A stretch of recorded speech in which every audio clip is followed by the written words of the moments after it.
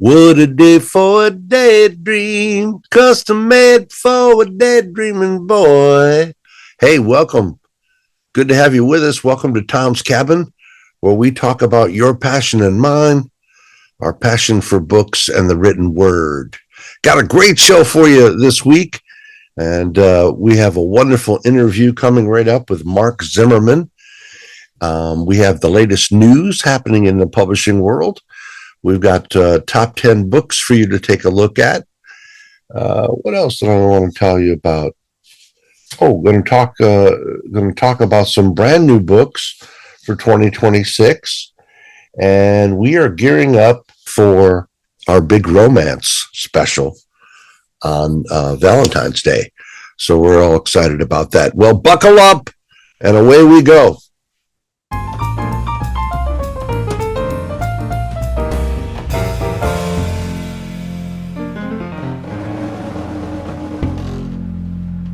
This week on Author Spotlight, I'm pleased to bring you another top quality author. Mark Zimmerman is a retired newspaperman. He resides in Panama City, Florida, right up the Emerald Coast from where I am. And he is a 40-year resident of Nashville, Tennessee. It's kind of interesting. All the people from Florida are moving to Nashville. All the people in Nashville are moving to Florida. And he is the author of 8 local books about Nashville and Nashville history and Tennessee history, including books like Blood, Mud, and Cold Steel, Iron Maidens and the Devil's Daughters, and Forest Nashville. It was a top 10 Civil War book in 2022. And his latest historical fiction thriller, kind of interesting, Atomic Express, the 1945 plot to destroy America, and America spelled with a K. Atomic Express, we're going to talk to him all about that. He's the owner of his own publishing company called Zimco Publications, LLC, and he is hard at work on his next book, which is set right here on the Emerald Coast. It's called Margaritas and Murder. Wow, great title. Margaritas and Murder. And it's going to be a tale of mayhem and deceit right here on the Emerald Coast, which is my backyard. Well, I'm super excited to have my next guest on the show. He travels all the way from just down the Florida coast, actually. Let's welcome to the show, Mark Zimmerman. How about it? Thank you. Good morning. Welcome, sir. How's things going down there? Well, we had biblical rain last night, but we didn't get washed away. So glad to see that. Had a good holiday. So well, that's awesome. I appreciate you joining us. I know you're busy. Now you're a retired newspaperman. Correct. Tell me a little bit about your career and how you got started. Okay. I lived in Nashville, Tennessee for 40 years before moving down here about 2 years ago. And I did a variety of jobs with mostly community newspapers, small town community newspapers. We actually launched our own newspaper in one of the suburbs around Nashville. And then for the, past almost 30 years, I worked for in the publications department of a law enforcement agency, regional law enforcement agency, doing criminal intelligence and special research reports, which were very interesting. But I've always liked to write, and working on my 10th book now. When I retired, I started my own small publishing company, and sales are not exactly what was anticipated, but still working at it. But now it's interesting to me. You kind of come from the nonfiction side of the house. Correct. I started out writing history, mostly Civil War history around Nashville. I'm a big history buff, mostly Civil War, World War II, American history, and I wrote some books that are half history and half tour guides, which have done quite well actually in the Nashville area. And That's your Blood, Mud, and Cold Steel or Iron Maidens. yes, yes, the Iron Uh, Maidens is about gunboats, federal gunboats versus Confederate cavalry, which you don't usually think of, and then the Mud, Blood, and Cold Steel is about the retreat from after the Battle of Nashville. 10 days, 100 miles of continuous combat from Nashville down into Alabama. And I mostly wrote that book to see if I could. And I call it a detailed overview, but that's done real well also. So, well, I want to talk about Atomic Express as well, your latest, but let me sure. ask you, as long as we're there, tell us a little bit about your writing process. Now, would you consider yourself a pantster, flying by the seat of your pants as you're inspired, or a plotter? Well, both. Uh, um, I like to write outlines and plot, but as the plots of my books go, all good plans go awry. And you kind of end up churning along as it goes along and feeding one chapter, feeding on the other. And the way that I do it, I do a lot of research, and it's like putting a jigsaw puzzle together towards the end. But my latest book, I think I've got it figured out pretty much. So Now, now the real work begins. is that margaritas and murder? Yes, yes. Well, that's exciting. When do you think that'll come out? That's a good idea. Next year, put it that way. Okay. Uh, it's my first totally fictional book. And it's the only two rules are it's going to be fun to write and fun to read. So it's going to be way over the top. Now, do you actually write at the keyboard, or do Yes. you, or you have you ever fooled with dictation and stuff like that? Yes. Yes. There are certain points where I will dictate something, but I also keyboard a lot of it. And I'm going to acknowledge in my new book that none of the writing is AI. I do use it sparingly for research, but I don't believe in using AI to write your book. I think it should be a human thing. Well, that's interesting you bring that up because that was something I was going to ask you about.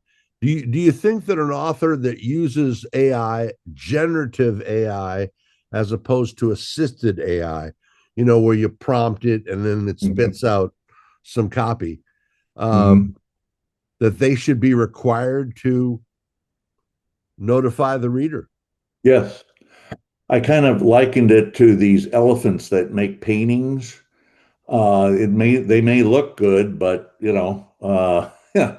Um, I would rather just do the work and know that it's my work. Um, and frankly, I don't know enough about high tech to actually use AI very well. So maybe that's one of my excuses. And Luckily. where do your ideas come from? Uh, a lot of my ideas just come from everyday life, come from reading the news. It seems like every week I read something that I say, oh, great, that would sound great in my book, fictionalized, of course. My new book takes place in a senior citizen community, not Margaritaville, I might emphasize, but I get a lot of inspiration. You kind of tend to write what you know about, and I think that's the best way to do it. I do a lot of research, and I like to put a lot of trivia and facts into my books that people might not know about. Kind of the gee whiz factor sort of thing. Now that you've looked at both sides, um, which do you like better, fiction or nonfiction? Well, that's hard to say because I haven't really written a lot of fiction. And I think fiction is more difficult. Um, Writing nonfiction can be very challenging, of course, and seems like the more research you do, the more research there is to do, and you gotta kind of know when to cut that off and go with it. And I guess the same way with fiction too. You can write too much, and maybe that's the hardest part is what to keep out of it rather than what to put in the book. Um, Did you have a hard time choosing your genre? no, I don't. I don't do a lot of planning. You know, it just kind of whatever.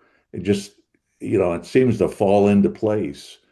I like to think about things and mull things over until the answer becomes obvious, you know. Just this morning, I was thinking about a plot device in my book to move the plot along. I was being stymied, and then all of a sudden, boom, bing, bang, it came to me what I needed to do, and I was actually writing that this morning. So, but yeah, I'm old enough and experienced enough. I got all this stuff rattling around in my head that I can come up with something. And Outstanding. Now, and where do people where can people find you? You have a well, website? all of my books, all nine of my books are on all online bookstores. Amazon is what I publish through. Of course, I'm self-published, and then I use Ingram for wholesalers, bookstores, gift shops, that sort of thing. I can't say as I've really gotten a whole lot of local support from brick and mortars, but maybe that'll change. Well, get you There, out there doing some book signings. well, that's the thing about it is I like to write books. I don't really like to sell them. You know what I mean? I'm not very good at it. I'm not a very good salesman. Hopefully, I can maybe sell some books talking to you today, but uh, I, I'd rather write. I I totally relate. I think most authors do. Um, we I, find that you know you're going to spend at least as much on promotion and advertising as you did on production. That is to right. say, if it costs you, 3 grand to produce the book, it's going to cost you 3 grand to 6 grand to Oh yeah. promote it and advertise it and all those kinds of things. And I was reading the other day, I think it was NPR had a stat that 10,000 books a day are published. Oh, good Lord. So that's kind of that's Yeah. kind of the challenge that we have there. Um, Let me ask you this: Zemco Publications. Do you have other authors as well, or do you plan on maybe expanding out and offering other authors? No, but I would love to, but I can't in good conscience take on other authors when I can't even sell my own books to any great extent. You know what I mean? Like I said, I would love to, but um, in the beginning, I tried to get an established publisher, but it didn't go very well. And even if it did, it would take a year, 2 years before the book was published, and I just didn't want to wait that long. So I figured I'd just go ahead and self-publish a book. And frankly, I think that anybody can write a book and self-publish it, you know, and everybody is doing it, I guess. It's just you have to be professional about it. And I, it amazes me how many books are published with typos and they're not really very good. And whenever I read something, I read it kind of from the eyes of an editor and a proofreader, and so he's easy to find fault. But And I can tell that it's written by AI, can't you? yeah, oh yeah, absolutely. I've read where um, AI has gotten to the point where they're actually deliberately introducing errors so that it will appear more human. Uh, you know, and I've also read where people use AI to determine whether something has been written AI. So I don't know, too many layers there for me. Very interesting. Now, do you are your books available as ebooks as well as print books? The Mud Blood book and the Atomic Express are ebooks. Frankly, nowadays, I think that's the best business model. If I was younger, you would start a series with the main character and just basically do ebooks, forget about print, and work all your publicity up through social media, get a gathering, get an email list, and just run with it and just churn out the books. And if you get a loyal following, they'll buy your books before they're even published, that sort of thing. So Yeah, I'm gearing up for our big Valentine's Day romance special, yeah. and I've been researching the romance, and boy, romance readers, they're Oh, rabid, man. They oh yeah. Yeah, wow, that's they'll read I, a book a week. I think that's the biggest genre out there. Maybe self-help and romance, that sort of thing. I've always thought about just trying to figure out what is the most popular subject and just writing books about that. And frankly, my heart really wouldn't be in it. So Now, what about audiobooks? Have you explored that at all, or no, are they no, available? not really. No, I haven't gotten that far, to be honest with you. Well, tell me a little bit about Margaritas and Murder. Well, the subtitle is A Tale of Mayhem and Deceit Along the Emerald Coast. And it is a book set in a senior citizen community in the Panhandle. And it's a murder mystery. And it's, like I said, it's kind of over the top. There's lots of murders, there's blackmail, there's witness protection, mob hits. Um, a guy who's building a nuclear reactor in his garage, um, you know, and just little little bits and pieces that I've gathered from life in a senior community. And I must emphasize the senior community I live in, Margaritaville, is just great. It's wonderful. The people here are normal. They're friendly. There's not too many murderers and blackmailers here or anything like that. But I wanted to have fun with my book, and it's set in a place called Vista Village, and a lot of it has.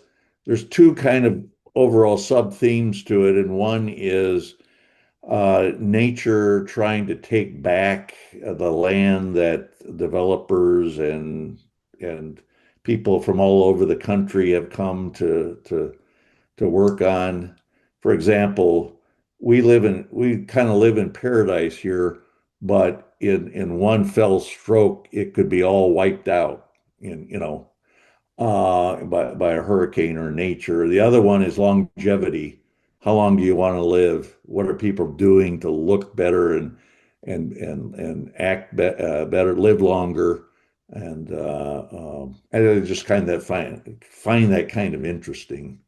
Well, it Uh, looks like the Emerald Coast certainly agrees with you. yeah, I You love like it. living down here? Yeah, a lot of people say, well, yeah, you live at the beach, but there's much more to it than much more to it. And the local history here is fascinating. I really I think I love the Panhandle a lot more than Florida, which is Miami and Orlando and that sort of place. Today it's I don't know what is it 40 degrees out today. They actually have some seasons here, and it's very interesting living in senior citizen community that's next to a big tourist community that's next to a highly, 30A affluent community, and then you've got the Panama city atmosphere. And if you want to, you can just stay at home and watch TV, Nothing whatever you wrong with want to do. Yeah, nothing wrong with that. Now, will Margaritas and Murder be a series? Well, let's find out. Okay. If it's successful, I'm 72 years old, so you You know, look great, man. I hate you. You look great.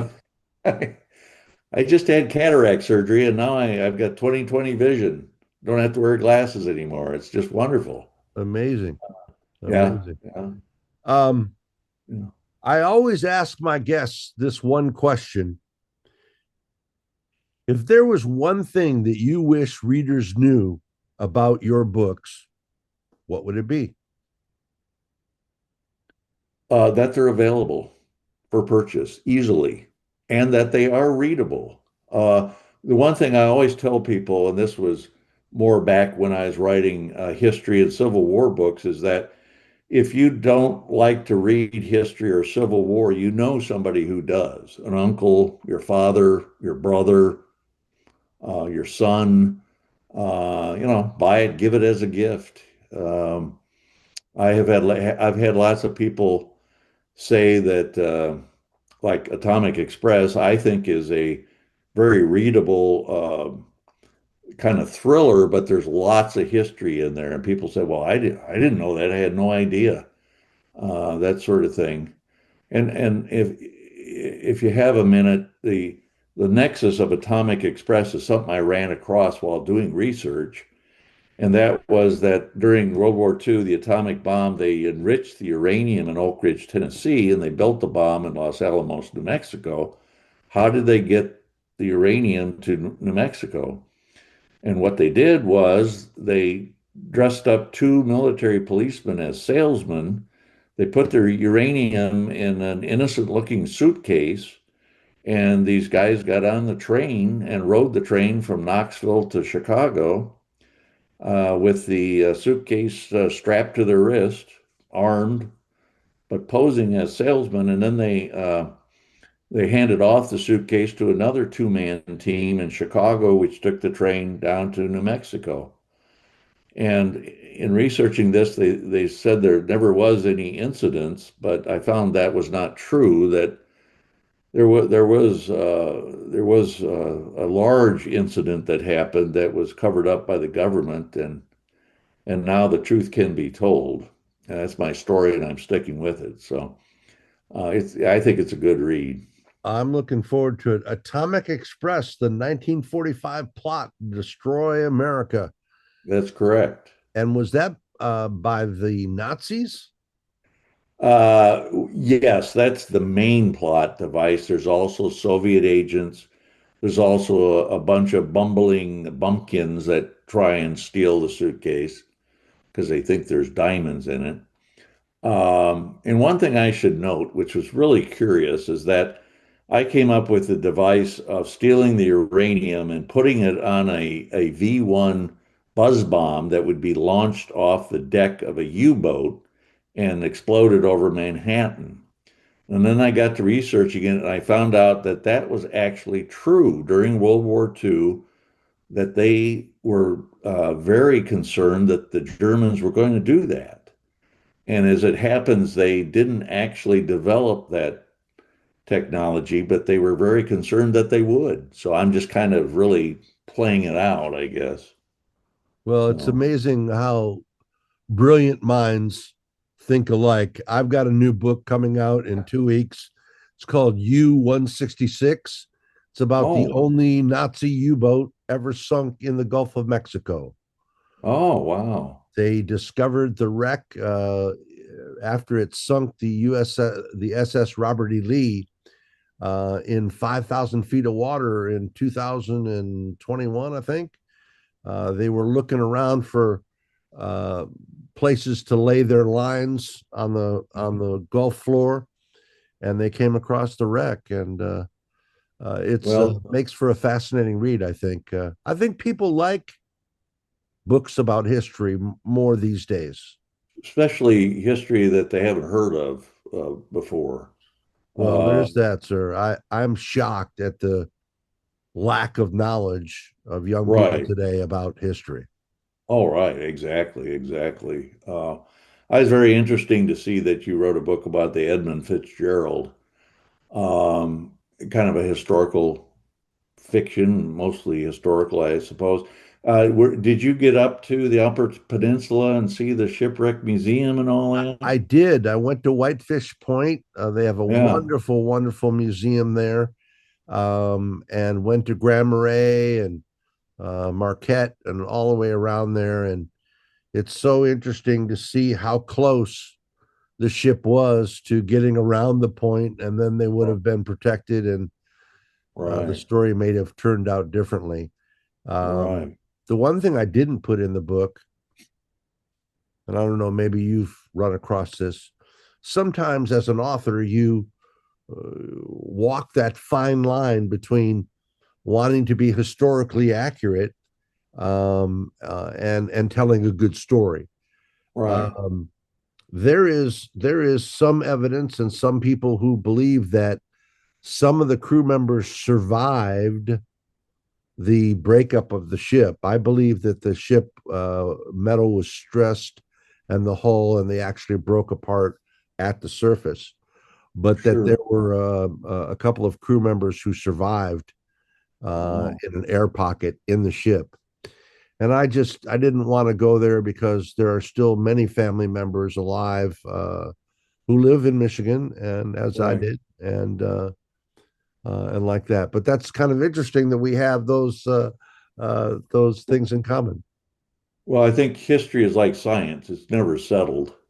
We're always discovering new things. The new things are coming to the surface, literally, that expand our viewpoints of history. And a lot of it is a lot different than what we learned in school, way back in school, the legends and the myths and so forth. Well, perhaps like you, I'm kind of exploring a new genre, if you will, where I basically take factual data and extrapolate out a fictional account of what may or may not have occurred. Right, right, And right. the readers seem to really enjoy that because it gives you a historical, solid foundation. Like I wrote a book about Alcatraz called Off the Rock. Now, we don't know what happened when they escaped and they went into the bay, but I think I know what happened. Some people think Hmm. that they know what happened. Um, and that is one of the brothers got eaten by a shark. The other guy, Frank, hid in plain sight, worked at the Seattle Fish Market up there in Seattle for 20, 30 years in broad daylight. Well, Uh, funny you should mention that because I wanted to give a plug to some of the other authors here in Margaritaville. One of them is Ken Widner, who wrote Escape from Alcatraz. The two guys were his uncles. And yeah, and I well, got the book around. I got to talk to him. Yeah, he lives here in Margaritaville. And then there's Don O'Donnell, who wrote a fictional book called Stranded about a guy who was out in the wilderness up near the Canadian border. It's kind of a murder mystery. It's very suspenseful.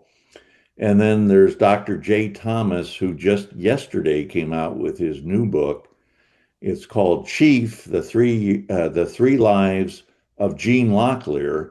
And Gene was a Lumbee, or he is a Lumbee Indian who played in the major leagues in the 1960s and 70s, and then found his true calling as a painter. He's a world-renowned painter.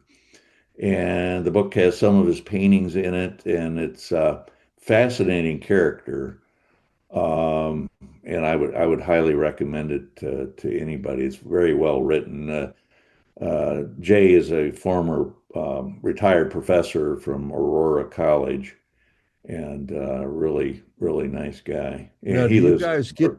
Do you guys get together and talk author stuff sometimes? And Well, we have a group called WOW, the Writers of Water Sound, and it's a very small group, and we do get together and talk about everything really. And we have all kinds of different people writing memoirs or poetry. We have a gentleman that's writing a historical fiction about New Orleans during World War One. He's a rank amateur who's very good, and yeah, we're trying to get a writer's workshop up for sometime in maybe January, February of next year, and now you're aware of the Books by the Bay Festival in Pensacola in March? There, just barely did the Writers Fest at in Panama City at the Bay County Public Library. Met a lot of fellow authors, struggling authors, and that was very exciting. Ken and Don were there, and Jay. But yeah. well, Books on the Bay is coming up in March, and there still are some tables available for authors. I'll be there. Oh, okay. We had, I think this is the fourth year, and golly, we had 5,000 people come during the day last year. Wow. Maybe less, but certainly it was very busy. I sold a bunch of books, and we had read alongs. We had stuff for the kids, different seminars for authors. Okay.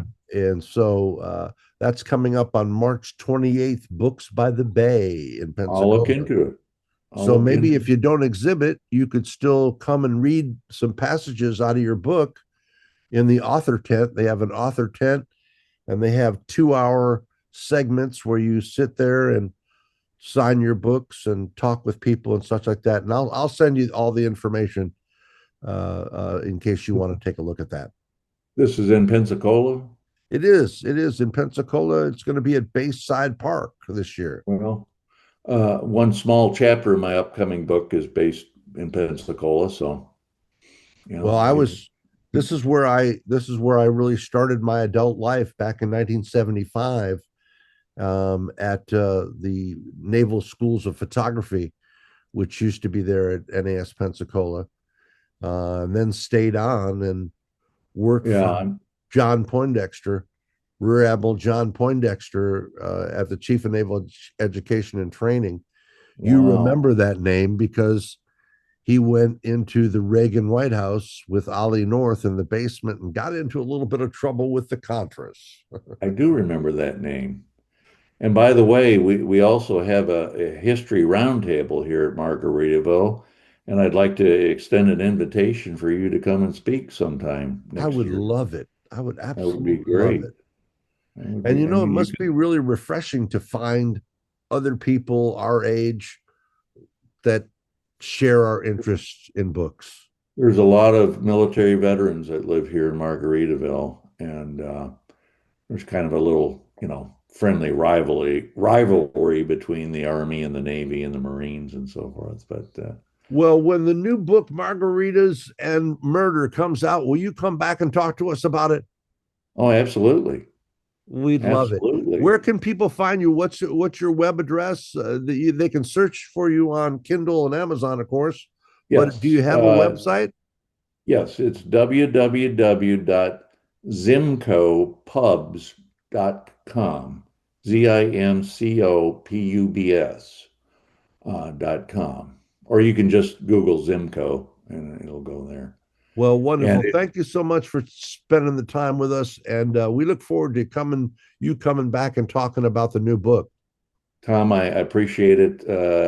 And good luck to you. I'm amazed at your prolific writing. I wish I could do that, but I enjoyed it. Well, it's quality, not quantity, right? That's right. Exactly. Exactly. Thanks, Mark. I appreciate it so much. Okay, Tom. We'll talk to you later.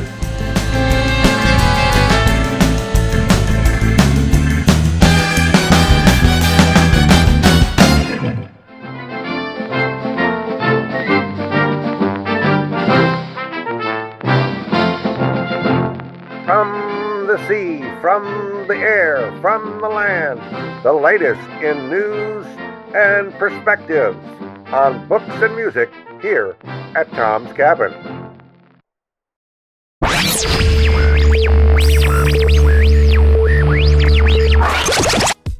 Well, moving forward in news, I want to bring your attention to a wonderful article that was in the New York Times recently in the November 29th issue of New York Times in the opinion section. It's called How I Began to Love Reading Again by Jeff Giles. And I want to just read a little bit from it. Quote, "Then in 2022, the reader in me snapped in half. Over the years, I thought I'd perfectly isolated what I needed from a novel. Some insight into why human beings can't get out of their own way, a plot but not a cop show, lyrical but not super flowy writing, something fancy without being schmancy, to borrow an old Lori Moore line. But suddenly I couldn't finish even half a book, any book. Nothing held me. Everything annoyed me. Cilantro now tasted like soap." A great article. I highly recommend you look it up. How I Began to Love Reading Again by Jeff Giles in the November 29th edition of the New York Times. Hey, circle the date on your calendar, March 28th. It's a Saturday. It's coming up in just a couple of months. Books on the Bay 2026. Right here in Pensacola, City of Five Flags. Make it a point to come as a exhibitor or as a reader. Books on the Bay, it's going to be a blast. They have announced the dates for 2026 for Author Nation and Reader Nation. Make it a point to come by next November in Las Vegas, Nevada.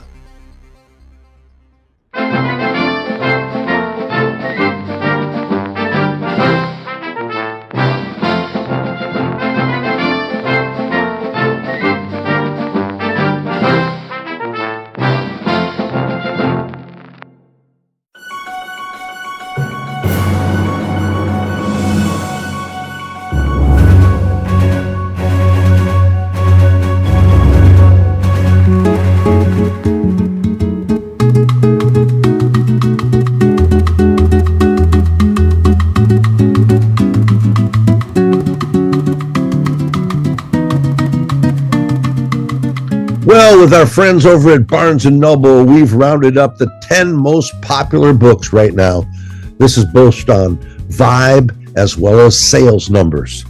Yeah, then we've rounded up the 10 most popular and most viewed books of the past month or so, and just to see what's trending, what's new, or simply what's being talked about. So let's check out this roundup of the 10 most viewed books of the past month or so. What's new and what's simply being talked about. These are popular books, and I'd be curious to know if you're going to add any of them to your reading list. And once again, we thank Jessica Farville at Barnes & Noble. Well, let's start out of the 10 most popular books right now. The book Brimstone by Kaylee Hart. They have a deluxe limited edition out right now. Let's read the book blurb. After accidentally stumbling into the mythical land of Yavela, Ceres is grappling with another impossible journey.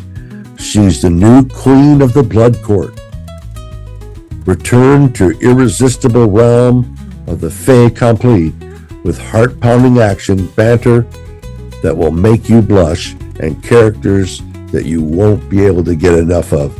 That's the new one, Brimstone, by Kaylee Hart.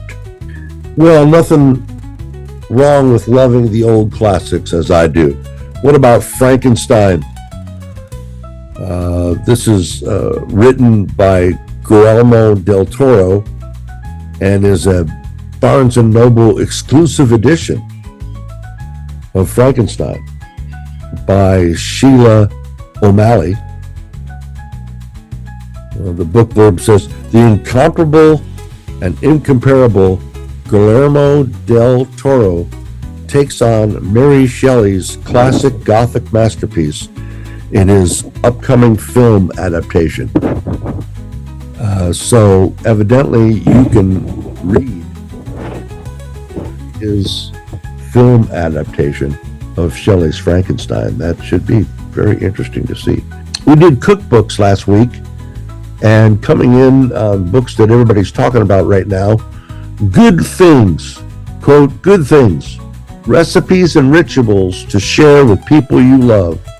It is a signed book exclusive at Barnes & Noble. It was the gift book of the year. Good Things, Recipes and Rituals to Share with People You Love by Salman Nasrat. If you've trusted him for sumptuous meals before, then get ready to bring some of her own favorite recipes into the kitchen and get yourself some good things, recipes and rituals to share with people you love. A signed book available exclusively through Barnes & Noble. Well, people who know me know that I'm a history buff, and Lord knows I love me some Ken Burns. He's got a brand new one out. This one looking at the American Revolution, the founding of our country.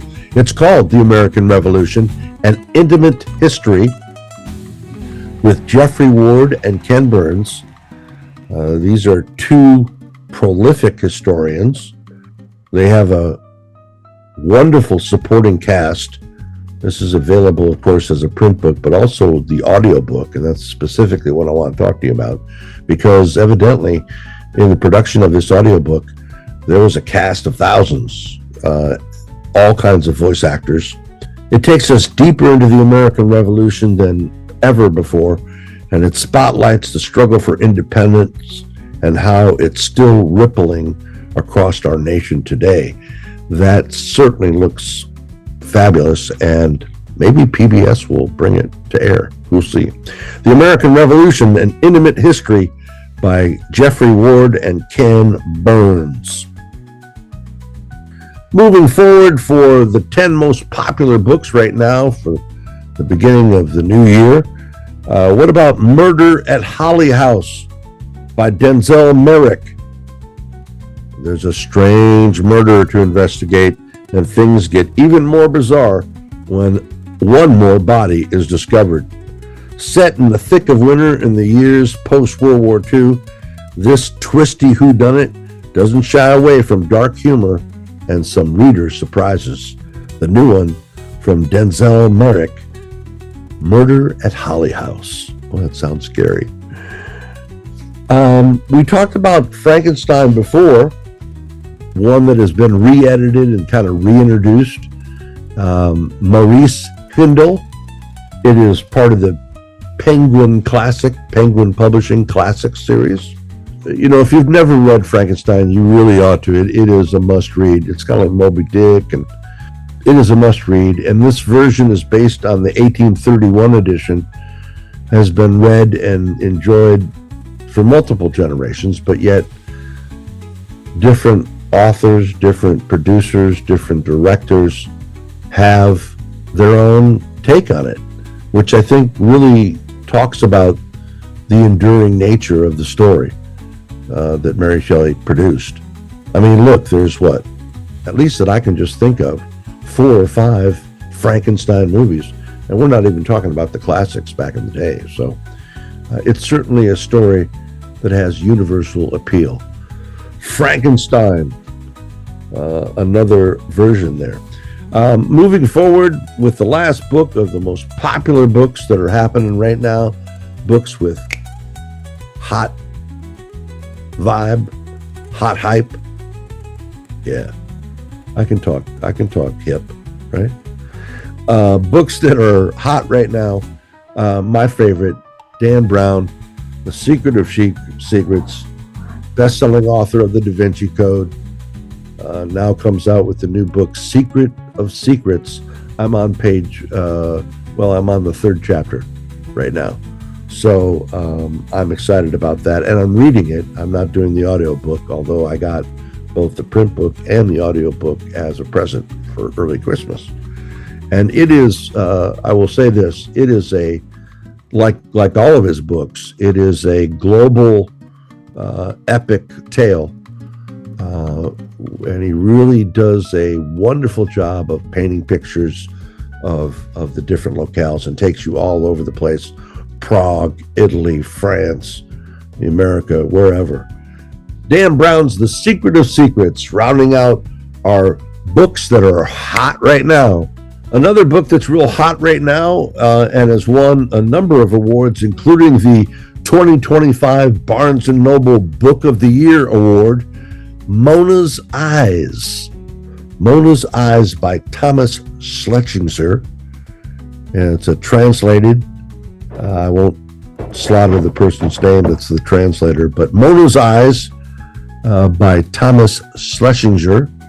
Faced with the possibility of losing her eyesight forever, Mona joins her beloved grandmother on an unforgettable journey shaped by art and love.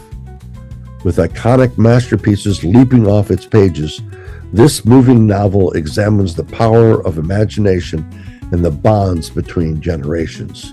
That sounds interesting. Mona's Eyes, the 2025 B&N Book of the Year. That is definitely one to put on the list. Moving forward in books that are hot right now, 10 books that you should definitely check out. Alchemized by Sin Lin Yu. You talk on the back of the book, all hope seems lost for Helena, a prisoner of war grappling with a dreary world of death and dark magic. Inexplicable case of amnesia. I can't remember. Epic and engrossing, Alchemized is the gritty and gothic read we've all been waiting for, by Sin Lin Yu. Moving forward, another one by Callie Hart. And this one is also a deluxe limited edition, which I love. You get special cover treatments and different book features and such. Deluxe limited edition. I think they only print a certain amount of them, and that makes it a little bit rarer. But this one by Callie Hart, Quicksilver. And the back of the book says, electric chemistry ensues and dangerous passion ignites in this enemies to lovers romance that turns up the heat in the frozen realm of Kingfisher. Steeped in delicious banter, dark secrets, and plenty of magic, this is a thrilling love story that's impossible to put down. Unquote.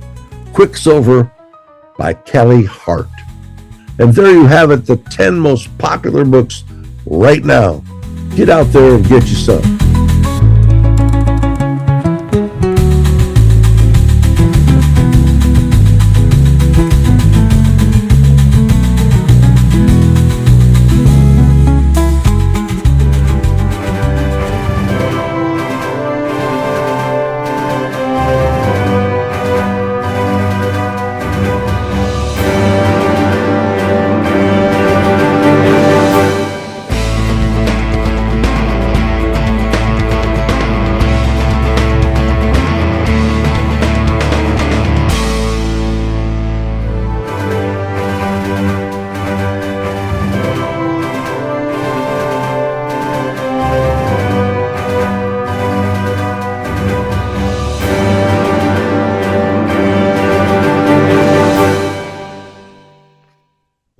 New books.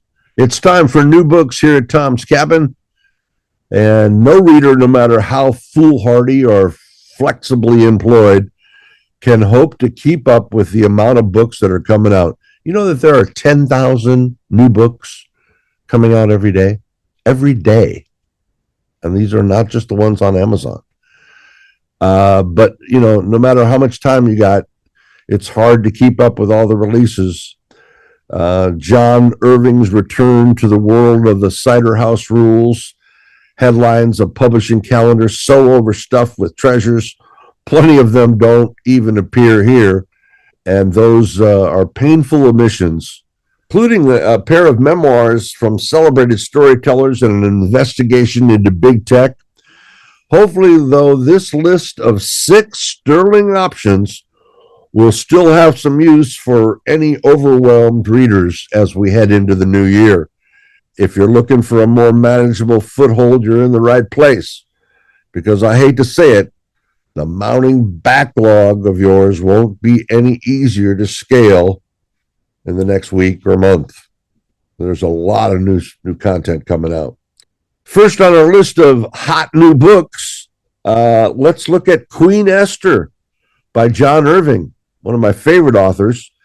4 decades since the publication of the Cider House Rules, the venerable author has returned to the Maine orphanage where he set much of his popular novel and its film adaptation that won him the Oscar, back as well as Wilbur Larch, the curmudgeonly heartbeat of the first novel, but the spotlight is not on him. This time the star is the Esther Nache, a Jewish orphan whose unconventional life arc leads a story that's unmistakably Irving.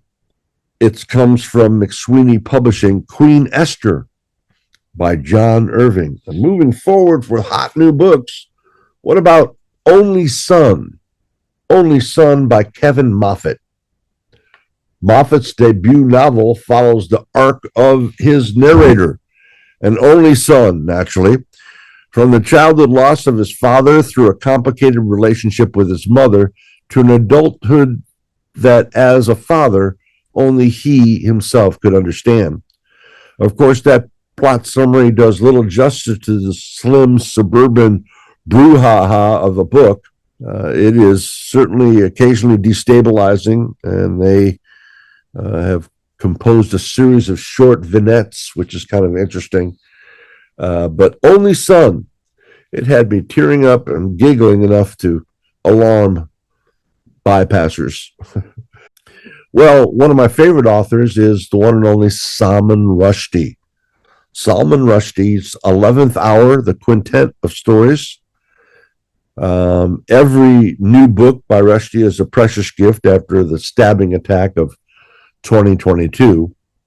Now, just months after they sentenced the guy who tried to kill him, Rushdie comes out with a brand new collection of short stories, big ideas about identity, revenge, death.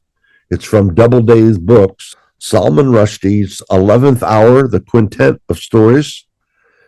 Cursed Daughters comes from Okanan Bathwaite. I'm mispronouncing her. He gets right to the point in Cursed Daughters.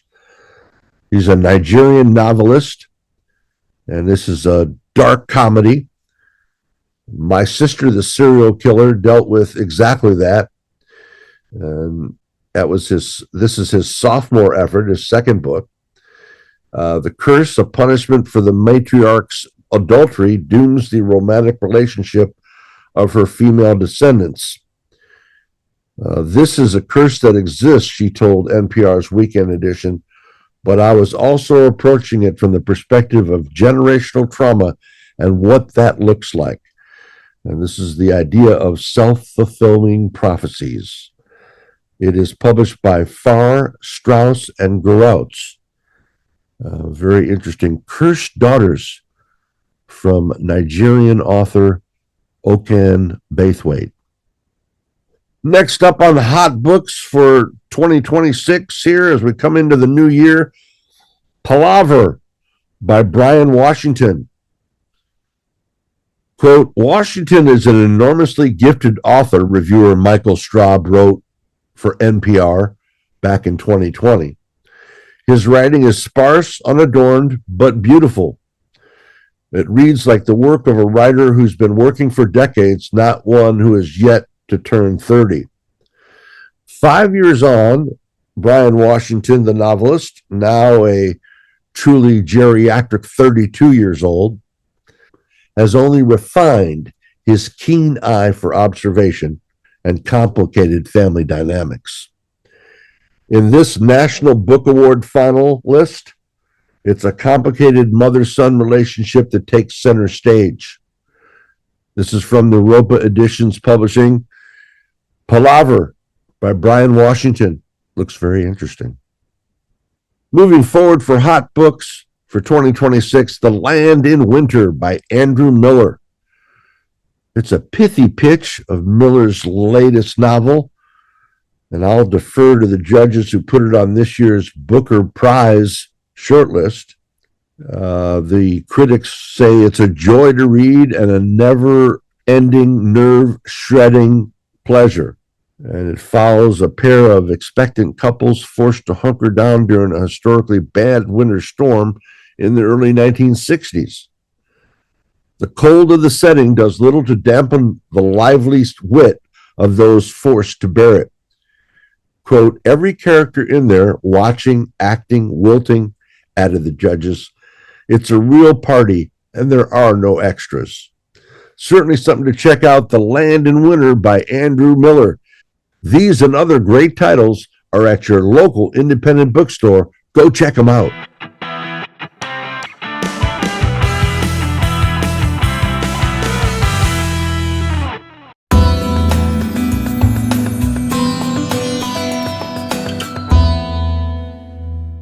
Here are some wonderful reviews and some not so good reviews. But God bless every single reviewer. For you to take time out, even to just write down a couple of lines, really helps me, both with the Amazon algorithm as well as to improve my future editions. Thank you so much.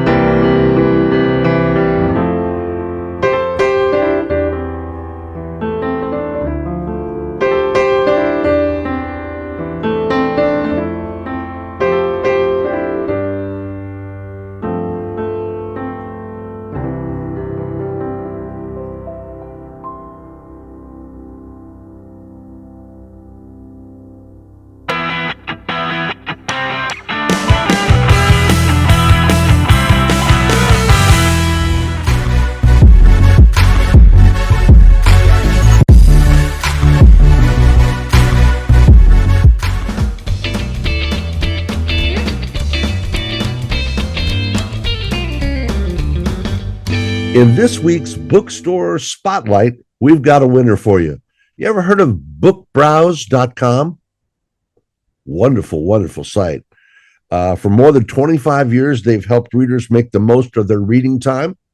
They are down on overhyped titles. And this is where bookstores book clubs go and find their inspiration and find the books that they're going to read. They have a series of free newsletters, and they have a whole bunch of free resources for readers and authors. They've got 2 weekly newsletters and 2 monthly newsletters.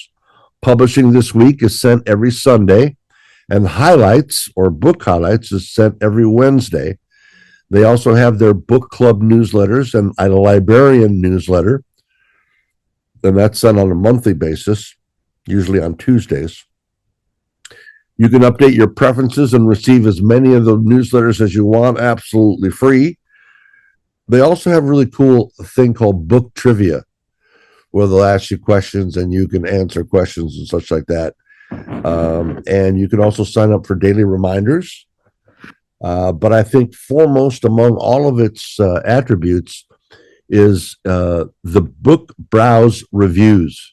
It's a free issue of members only. It's a members only digital magazine, and it features professional reviews of new hardcover and paperback releases, excerpts, author interviews, book news, upcoming previews, and their signature Beyond the Book articles. Also at Book Browse, they have their Books to Watch series, where you can discover exceptional books that are in the genres that you like. And you can just click on each image of the book, and a thing comes up and tells you all about it. And then they also have just come out with a best books for book clubs in 2026. It's a curated list of ebook titles that are perfect for discussions, and including the rationale as to why they're on the list, which I found very refreshing. Nick is the publisher over there at Book Browse, and he's a hoot, and he'll answer his emails and answer his messages right away. And they have actually 3 hubs: bookbrowse.com, which hosts most of the content, but then there's community.bookbrowse.com, which is their community forum, and then newsletters.bookbrowse.com, which hosts all of their newsletter content. It's certainly something for you to be putting on your reading list to check out news and reviews, just like this show. Check it out, bookbrowse.com.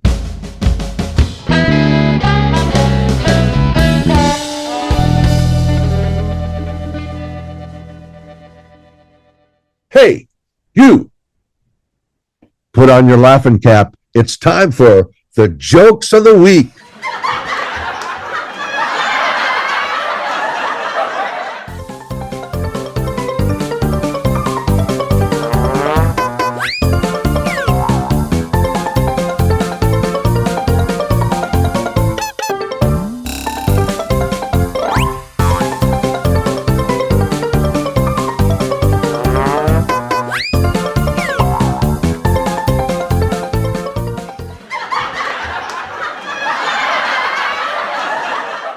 Well, I want to thank you again for stopping by our weekly get-together where we talk about our passion for books. I also want to say a big thank you for your support of the Edmund Fitzgerald Without a Trace. This is my new novel, and we broke a record. We sold more copies of any other book out of the gate in pre-order than I've ever sold before for the Edmund Fitzgerald Without a Trace. And I'm just so proud of that. It's for the 50th anniversary. I remember when the wreck happened in 1975. I was a senior in high school, and I remember my mom taking us down to Mariners Cathedral in downtown Detroit, where they had the memorial ceremony. The Edmund Fitzgerald Without a Trace, award-winning now, and yeah, thank you so much for your support. We really appreciate it. And all my books during the month of December are on sale, both the print books and the ebooks. You can find them at my website, of course, www.authortommcauliffe.com. You can find them at Smashwords, Kindle, for example, all over the place. So check them out. And once again, thanks so much for stopping by, and drop me a line. Book info at nextstopparadise.com. We'd love to hear from you. Love to hear what books you're reading and what goals you have set for your reading in 2026. So we've been having some great shows. Recently, last week, we had Jeff Shipman and his new book. We talked about children's book and did a roundup of children's books. We talked about little free libraries recently. We had author Beth Bliss, a women's fiction author. We had Sylvia Hubbard from the Motown Writers Network. Coming up, we've got the best romance books for 2026. Oh, my heart swoons. Yeah, we're going to have the best romance books. We're also going to have the best history books, the best books about presidents in time for President's Day in February. And then kind of looking ahead, we're going to do a special of Irish books, Irish themed books in time for St. Patty's Day. Not predictable. And then for Cinco de Mayo in May, we're going to do Hispanic themed books. That's kind of exciting. That's what we've got coming up. Next up is romance books. It's our special for St. Valentine's Day. And spring is in the air and love is abound. So make sure you make it a point to come on by. Let us know what you'd like to see on the show. We're here for you. And that's all what we're all about here at Tom's Cabin. I want to thank you so much for spreading the word. Let your friends know. This can be your community to talk about books. There's no monetization here. Ain't doing this for no money. There's no censorship here. You can say what you want and like that. So we appreciate your support here at Tom's Cabin, Books and More. So get out there, find yourself a great book, and you make it a great day.